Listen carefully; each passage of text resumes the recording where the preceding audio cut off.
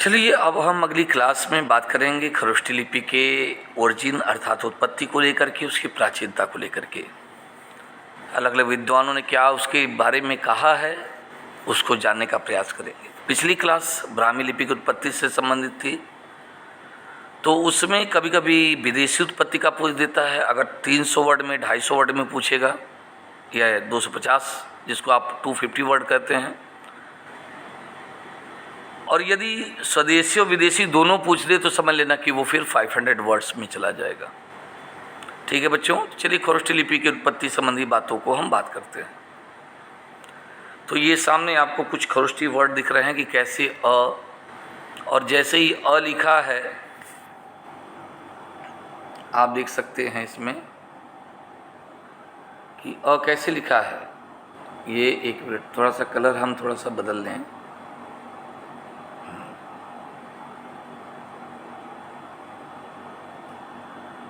आप देख रहे हैं क्या है, ये लिखा है। इसी को काट दोगे तो क्या हो जाएगा, छोटी ही हो जाएगा। वहीं दूसरी ओर अगर देखा जाए, इसी के नीचे के हिस्से को बढ़ा दें, ठीक है, अगर यही नीचे के हिस्से को बढ़ा दें, या फिर आप ये कह सकते हैं इसको हम इस तरह से कर दें तो ये छोटा ऊ हो जाएगा। अगर यही इसके ऊपर एक रेखा खींच दे तो ए हो जाएगा। वही दूसरी ओर इसी हिस्से के अगर देखा जाए अंदर से काट दे तो ओ हो जाएगा, और इसी के बीच में से अगर इस तरह से कर दे तो री हो जाएगा। कहने का मतलब एक ही तरह की अक्षर संरचना पर थोड़े बहुत अधिक परिवर्तन के साथ हम खरोष्ठी लिपि के अक्षर प्राप्त करते हैं। ठीक है, अब देखिए जब हम बात करते हैं कि भाई कैसे इसका ये क कैसे बनेगा, तो ये देखिए बन गया क। ख कैसे बना, ये देख रहे हैं ख बना हुआ है। ग कैसे बना होगा, ग हो गया। घ कैसे बना है, ये आपका यहाँ बिंदी लगा दो तो घ हो जाएगा। तो आपको बस ये सिंपल तरीके से देख लीजिए और इसका प्रैक्टिस कर लीजिएगा आप लोग। हम आगे बढ़ते हैं इसके उत्पत्ति को लेकर के। पहले कुछ बातें हम कहना चाहेंगे, उस पर सुन लीजिए, फिर हम उसके नामकरण को लेकर के, उत्पत्ति को लेकर के बात करेंगे। देखिए बच्चों, खरोष्ठी लिपि भारत के पश्चिमोत्तर क्षेत्र में प्रचलित थी। इसका जो प्राचीन अभिलेख है वह अशोक का मानसेहरा और शहबाजगढ़ी लेख माना जाता है। उसके पूर्व हमें किसी भी प्रकार से खरोष्ठी लिपि के प्राचीनतम अभिलेख प्राप्त नहीं होते। यह खरोष्ठी लिपि से संबंधित जो अभिलेख हैं वो अशोक काल से लेकर के कुषाण काल तक दिखाई देते हैं, और इन अभिलेखों में सबसे ज़्यादा अशोक के शहबाजगढ़ी मानसेहरा अभिलेख, कनिष्क का सुई विहार लेख, मेनंडर का रे अभिलेख, पथिक का तक्षशिला लेख प्रमुख हैं। और इन अभिलेखों में सबसे ज़्यादा जो अभिलेख हैं वो इंडो ग्रीक और शक शासकों के द्वारा जारी किए गए थे। उसी में से एक और अभिलेख जोड़ना चाहे तो गोंडो फर्निज का तख्तेवाही अभिलेख है। लेकिन हमें गुप्त काल के बाद खरोष्ठी लिपि से संबंधित अभिलेख न के बराबर प्राप्त होते हैं, जिससे यह पता चलता है कि मौर्य काल से लेकर के कुषाण काल के बीच में लगभग 600 वर्षों के बीच में खरोष्ठी लिपि अपने विकसित रूप में दिखाई देती है। यह जो लिपि थी इसे मुख्य रूप से मौर्य शासकों द्वारा, गांधार के शासकों के द्वारा और इंडो ग्रीक शासक और शक शासकों के द्वारा विशेष रूप से संरक्षण प्राप्त हुआ। यह लिपि मुख्य रूप से गांधार, सिंध और भारत के गुजरात और कुछ हिस्से तक यानी नहपान के कुछ लेख मिलते हैं जो कि उनके सिक्कों पे प्राप्त होता है। तो इस प्रकार से देखें तो इसके अगर भौगोलिक विस्तार की बात करें तो ये इसके अभिलेख हमें गांधार से लेकर के उत्तर में, दक्षिण में महाराष्ट्र तक और पूर्व में मथुरा से लेकर के पश्चिम में कांधार तक अर्थात अफगानिस्तान तक यह प्रस्तुत लिपि प्राप्त होती है। यहाँ तक कि इसके जो अभिलेख हैं हमें मध्य एशिया से भी प्राप्त होते हैं, जहाँ से भी कुछ उसकी खोतान से कुछ पांडुलिपियाँ प्राप्त हुई हैं जिनमें खरोष्ठी लिपि का अंकन प्राप्त होता है। यह खरोष्ठी लिपि जो है भारत के प्राचीन लिपि ब्राह्मी लिपि के समकालीन मानी जाती है। अब हम बात करेंगे इसके नामकरण की। चलिए हम बात करते हैं नामकरण की बच्चों। देखिए, खरोष्ठी लिपि विभिन्न नामों से जानी जाती थी। पहले यह बैक्ट्रियन, इंडो बैक्ट्रियन, आर्यन, बैक्ट्रोपॉली, उत्तर पश्चिमी भारतीय लिपि, काबुली लिपि, खरोष्ठी लिपि इत्यादि नामों से पुकारी जाती थी। फिर भी इसका सर्वाधिक प्रचलित नाम खरोष्ठी है, जो चीनी साहित्य के आधार पर जिसमें यह नाम 7वीं शताब्दी ईस्वी तक प्रचलित रहा, स्वीकार किया गया था। अब ये बात आती है कि इस नामकरण का मूल क्या है। तो पहला तो चीज़ ये है कि इसके नामकरण में पहला शब्द आता है कि इस लिपि का आविष्कारक एक खरोष्ट नामक व्यक्ति को माना जाता था, जिसने इसे जन्म दिया था। उसका ओठ जो था वो गधे के समान था, यानी बहुत बड़े ओठों वाला था, तो उसीलिए उसका नाम पड़ गया था खरोष्ट। तो उस खरोष्ट व्यक्ति ने ही चूँकि इस लिपि को पहली बार इंट्रोड्यूस किया था, इसलिए उसके नाम पर यह लिपि का नामकरण हुआ। दूसरा एक मत है कि कुछ लोग कहते हैं कि यह लिपि खरोष्ठों के द्वारा प्रयोग की जाती थी। कहते हैं जो भारत की उत्तर पश्चिमी सीमा के जो असभ्य लोग थे, जैसे म्लेच्छ के रूप में ग्रीक, शक, कुषाण या मध्य एशिया के अन्य लोग, इन्हें खरोष्ट कहा जाता था। इनके द्वारा यह लिपि प्रयोग ये लोग इस लिपि का प्रयोग करते थे, इसलिए उनके नाम पर यह लिपि खरोष्ठी लिपि पड़ी। तो दूसरा मत तो ये हुआ। तीसरा मत ये है कि खरोष्ट मध्य एशिया के कासगढ़ प्रांत का एक संस्कृत रूप है। इस लिपि का इस लिपि का यह सबसे परिवर्ती केंद्र था। स्टेन कोनो ने यह सुझाव दिया कि यह सत्य है कि अनेक खरोष्ठी अभिलेख चीनी तुर्कमेनिस्तान में, विशेष रूप से पूर्वी ओसेस में के मरुस्थल के दक्षिण तक पाए जाते हैं, तथा एकमात्र ज्ञात खरोष्ठी हस्तलिखित प्रति खोतान देश से प्राप्त हुई है। तथापि इसमें प्रत्येक स्थान पर प्रत्येक भाषा के लिखने के लिए वर्णमाला का प्रयोग होता था।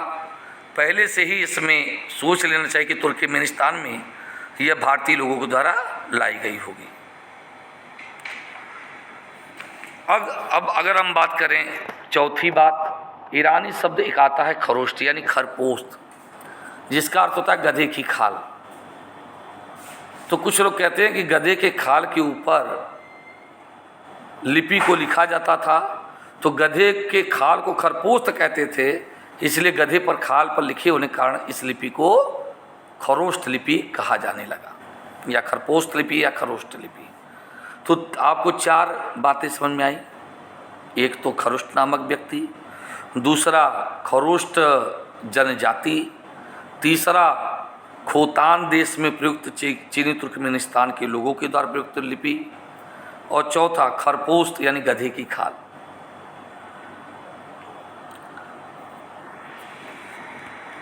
अब अगर बात करें तो इस लिपि के लिए आर्मेयिक शब्द कहते हैं खरोष्ठ था, जो बाद में संस्कृत रूप में खरोष्ट हो गया। ठीक है, तो इस प्रकार से खरोष्ठी लिपि का हमको जानकारी फावांसुलिन में भी प्राप्त होता है।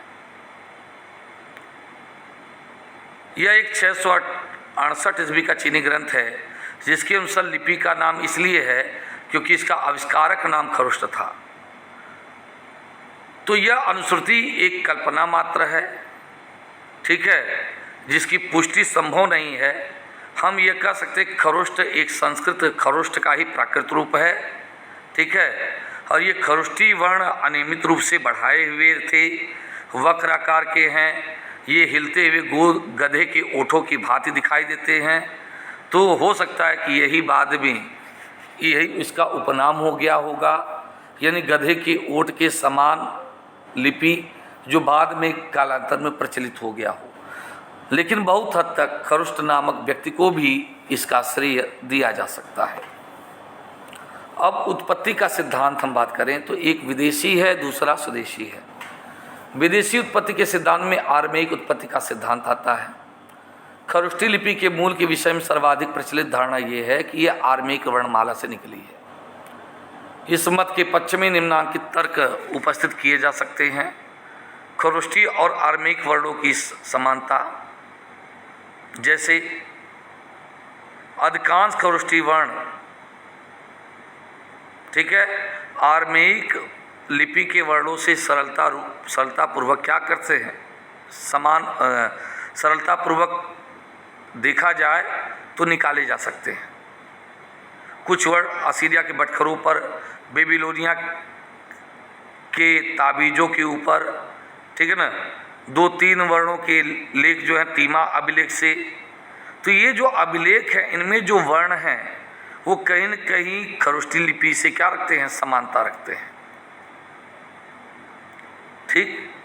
दूसरी बात, आर्मेयिक लिपि भी दाएं से बाएं लिखी जाती थी, खरुष्टी लिपि भी दाएं से बाएं लिखी जाती थी। खरुष्टी लिपि में ऐसी विशेषताएं हैं जो सामी लिपि में भी पाई जाती है, जैसे दीर्घ स्वरों का इसमें अभाव मिलता है और आर्मेयिक लिपि में भी अभाव प्राप्त होता है। खरुष्टी लिपि दाएं से बाएं की दिशा में लिखी जाती थी, ठीक है। खरुष्टी लिपि का भारत के केवल उन्हीं भागों में प्रयोग होता है जो 6वीं शताब्दी ईसा पूर्व के उत्तरार्ध से 4वीं शताब्दी ईसा पूर्व के ईरानियों के अधिकार में थी। उत्तर पश्चिमी में मानसेहरा शहबाजगढ़ी से प्राप्त होने वाले अशोक के अभिलेखों में लेखन या अनुशासन के लिए स्पष्ट रूप से प्राचीन फारसी से गृहीत दीपी शब्द का प्रयोग प्राप्त होता है। और खरुष्टी का ईरानी आक्रमण के बाद ही भारत में इस लिपि का प्रयोग दिखाई पड़ता है, विशेष रूप से अशोक के काल में। पश्चिमी एशिया और मिस्र में आर्मेयिक वर्णमाला का विस्तृत प्रयोग और शासन परक प्रयोग के लिए फारसी सम्राटों के द्वारा इसकी स्वीकृति दी जाती थी, जिससे यह भारत में आई। आर्मेयिक वर्णमाला कुछ परिवर्तनों और योगों के समावेश के साथ भारतीय भाषाओं के अनुरूप बना ली गई। अरबी लिपि जो कुछ भी परिवर्तनों के साथ मध्यकाल में भारत में प्रविष्ट हुई तथा जिसका भारतीय भाषाओं में लिखने में प्रयोग होता था कि तो उसमें क्या मिलता है, एक समानता दिखाई पड़ती है। अब हम बात करते हैं कि जहाँ तक रचना प्रकार की बात है, घसीट शैली की बात है, दाएं से बाएं लिखने का प्रश्न है, ये आप भूमिका में भी डाल सकते हैं कि खरुष्टी लिपि दाएं से बाएं लिखी जाती थी, ठीक है ना। और यह लिपि ईरानी क्षेत्र के अंतर्गत गांधार सिंध के क्षेत्र में प्रचलित थी, जो बाद में अशोक ने अपने शासनकाल के दौरान जो राजाज्ञाएँ जारी की, वो गांधार क्षेत्र के लिए अलग से इस लिपि में अपने अभिलेखों को जारी करवाया था। तो इस बात को भी आप भूमिका में लिख सकते हैं। और खरुष्टी और आर्मेयिक वर्णों में एक साधारण बाह्य समानता है, लेकिन कुछ बातें हैं जिस पर हमें ध्यान देना चाहिए। जैसे खरुष्टी दाएं से बाएं दिशा इस बात का प्रमाण नहीं है कि वो सामी से ही निकली है, यानी सेमेटिक वर्ण से निकली है। लेकिन बाईं ओर की गति सामी लोगों का एकाधिकार समझा जा सकता है। भारत जैसे विशाल देश में बाएं से दाएं, दाएं से बाएं चलने वाली 2 लिपियों का विकास असंभव नहीं है। दूसरी बात, खरुष्टी में दीर्घ स्वरों का अभाव इस कारण है कि इसका प्रयोग प्राकृत भाषा में लिखने में होता था, क्योंकि प्राकृत भाषा में दीर्घ स्वरों का और समासों का और कठिन संधियों का प्रयोग नहीं किया जाता था। तीसरी बात जो है, भारत के उत्तर पश्चिमी भाग ईसा पूर्व की 6वीं शताब्दी से लेकर 4वीं शताब्दी तक ईरानी साम्राज्य रहा हो, किंतु भारत के उस भाग में ईरान सम्राटों का एक भी राजकीय लेख खरुष्टी में नहीं पाया गया, न ही कोई ईरानी लेख आर्माइक में जिसका भारतवासी अनुकरण कर सकते थे। बहुत संभव है कि ईरानियों ने सीधे भारत पर शासन नहीं किया, भारत में उसका उपनिवेश या अड्डे नहीं थे, इस प्रकार से उनका प्रभाव इतना गहरा नहीं था कि एक नवीन लेखन पद्धति का प्रारंभ कर सकता था। जब कभी विदेशी वर्णों को भारत में ग्रहण किया गया है, प्राय सीधे या संपूर्णता के साथ उसका ग्रहण हुआ है, जैसे अरबी और रोमन लिपि का प्रयोग। ब्यूलर कोई कारण नहीं बतलाते कि द्वीपी शब्द को केवल फारसी या संस्कृत ही क्यों नहीं माना जाए। क्यों माना जाए? क्योंकि साधारण रूप से इस शब्द की व्युत्पत्ति संस्कृत द्वीप अर्थात जिसका अर्थ होता है प्रकाशित होना है, उससे भी किया जा सकता है। तो ये जो वर्ण है अलंकारिक रूप से दीप्यमान है, प्रकाशमान है। और खरुष्टी पदों से फारसी शिगलोइयों का अंकित करना भारत के उत्तर पश्चिमी भाग पर फारसी अधिकार के पूर्व ही खरुष्टी के विकसित रूप से होने का विद्यमान क्या करता है, विकसित रूप की कल्पना करता है। तो इस प्रकार से हम देखें, इसमें कोई संदेह नहीं कि पश्चिमी एशिया में आर्मेयिक वर्णों का व्यापक प्रचार था, किंतु इसमें भारत में इनका प्रचलन नहीं था। प्रथम, यह अति संदिग्ध है कि भारत में कभी शासन की दृष्टि से फारसी राज्य में था।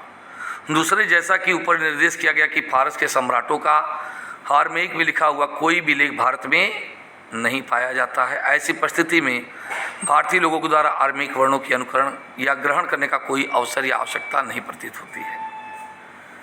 और दोनों लिपियों की समानता इतनी दूरवर्ती है कि भारत और फारस के बीच में संबंध इतना प्राचीन था कि इन दोनों के बीच में एक दूसरे की लिपि को ग्रहण करने का प्रश्न ही नहीं उठता। मध्यकाल में भारत में अरबी और तथाकथित फारसी और लिपि के प्रवेश का दृष्टांत उचित नहीं है। अरबी वर्ण केवल अरब और तुर्क आक्रांताओं के द्वारा ही होते थे। जब वे शासक के रूप में भारत में जम गए तो उन्होंने अरबी और फारसी भाषाओं को राजभाषा के रूप में प्रयोग में लाया। तो इस प्रकार से देखें, भारतीय भाषा के अनुरूप ही खरुष्टी लिपि का प्रयोग किया गया है। यह हम मान सकते हैं कि इसके ऊपर आर्मेयिक लिपि का प्रभाव हो सकता है, लेकिन पूर्ण रूप से नहीं, क्योंकि भारतीय शब्दों और उसके व्याकरण का जो अंकन है वह आर्मेयिक लिपि में लिखना संभव नहीं है। अतः इसलिए हम ये कह सकते हैं कि खरुष्टी लिपि गांधार के निवासियों की अपनी एक मूल देन है, जिसका उत्पत्तिकर्ता खरोष्ट नामक व्यक्ति रहा होगा। धन्यवाद।